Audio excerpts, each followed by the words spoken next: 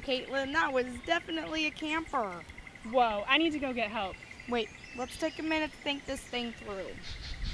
What's there to think about? Camper is on the ground. I don't know, camper on the ground, getting hit with a ball, we have balls in our hands. You want to go get other people? Yeah, we gotta tell their parents. See, those are the people I wouldn't want to be here. That's why we need to think this thing out. We've gotta get him medical attention. I'm the one who hit him. Whoa, whoa, whoa, whoa, admission of guilt. Ex-nay on the I'm the one who hit him, eh? But I'm the one who hit him. See, you see I hit him. I see we are in a field with lots of people around with balls. Maybe he's just dehydrated. Maybe he hit himself. What are you talking about? He's hit. He's got Spalding tattooed across his forehead where I hit him. Caitlin, you seem like a good person. Please, go get some help. He knows your name, Caitlin. Time to make a decision. What are we supposed to do then? I can bring my car around. Yeah, that's a good idea.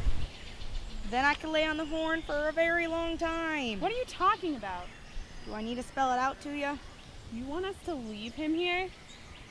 No, don't leave me. Here, help! Help! Caitlin, from now on, let's leave our conversation to whispers. No way, I can't leave him here.